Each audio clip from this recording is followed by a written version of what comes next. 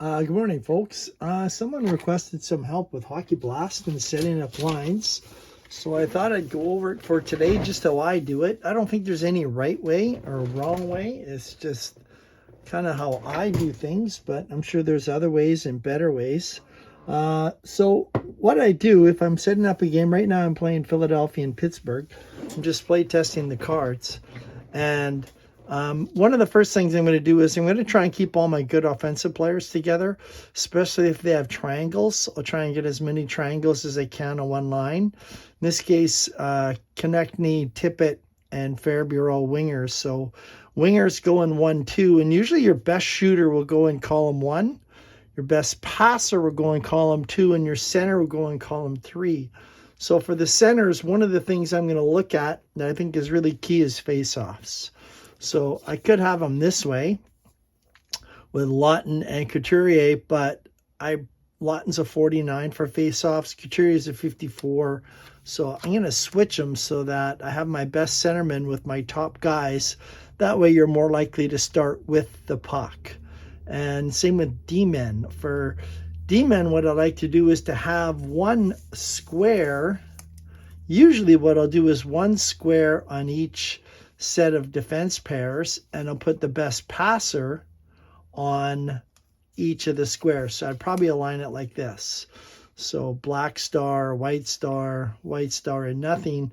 It's probably how I'd set it up. And there's only one case in which I vary from that, and that's simply because when you are killing a penalty, if you notice on a roll of a 7, that if it's won by the high faceoff player and there's 2 dots, 7 is your most likely roll. So I'll try and keep my 2 PK dots together. So in this case, instead of having my squares on each line, which are really handy because whenever you have a rebound and you have a rebound of a 4, if you have one square, you're going to get that rebound and you're not going to give up that offensive chance to the other team's center, which is key.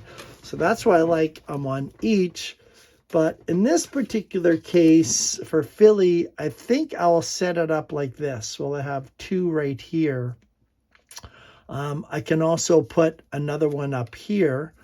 Maybe have York here and Zamula down here to make that a little bit stronger. So that's probably how I'm going to set it up for this one. Drysdale go here. He's a little better passer than Ruotsalainen. So that's all set up in a defense. And same with these guys. The other thing you should look at too is the number of qualities that they have. So there's 3 here. We have 2, 3, 3, and my last guys are here. A lot of times too on my 4th line, I like to have a lot of hits because momentum can be key in the hockey game. And I play momentum. I know some people only play it for a few minutes, but I just play by the rules of the game where you keep it going for as long as you can.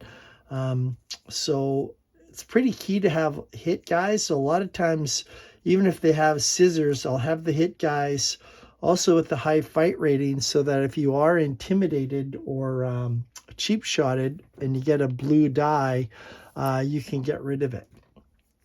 So that's how I would set up if I'm playing, and I'm playing Pittsburgh. That's how I'll set it up this way. And same for the Penguins. So if I'm going to set up Pittsburgh, the first thing I really want to do is make sure that the number of triangles that they have on their top line, I can match. So I have 1, 2, 3. They have 3 there, so that matches.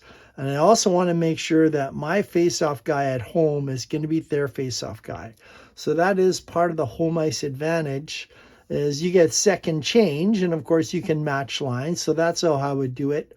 And when I'm playing, if they skip, I'll probably skip with them just to keep my matchups intact. Same with Pittsburgh. I'll take a look at the number of stars, try and group them together with the triangles. Second line, same thing. Number of qualities, number of stars, number of triangles. I want to keep them together. On this one here, again, if I'm playing, I probably want one square on each just for that rebound that I talked about for my D-men. But in this particular case, since there's 2 single dots, I kind of like having the 2 on 1 just to get that 7, which means Carlson's going to have to go to the second unit.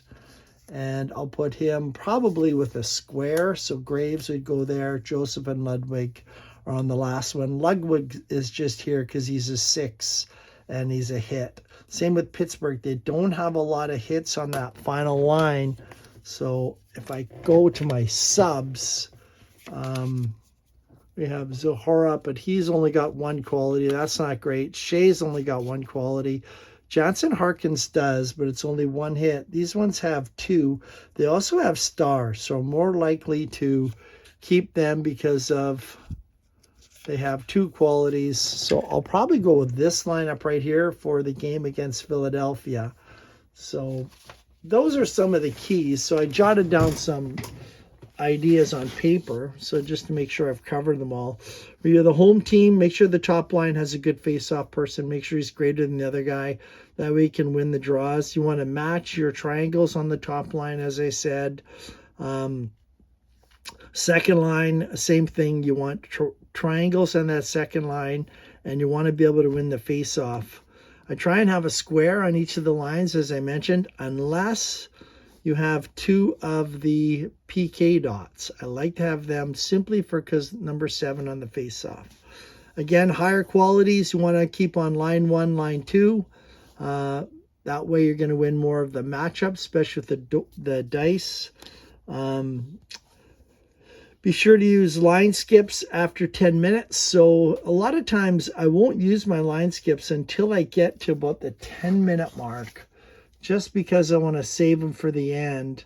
Every once in a while, I'll use them at the very beginning just to make sure I get those lines. But then you get late in the period, and you might miss out on a power play opportunity. So I try and not line skip until the 10-minute mark. And then if a power play does come up, you really want this line up, your top line up on the power play more than anybody else. So if you've burnt your line skips or your double shift, it makes it kind of difficult. So as a rule, I probably save it to the 10-minute mark. Double up line 1 if I'm on the power play. So the first unit power play, I'll save the double shifts until the power play gets on, and then I'll double them up so they get both power plays if I can in each period. And if I have a double shift, a lot of times if somebody's just scored, I'll take advantage of that momentum, especially if it's a top line, I'll leave them out there. So those are just some strategies for Hockey Blast. Like I said, there's probably more ideas that people use.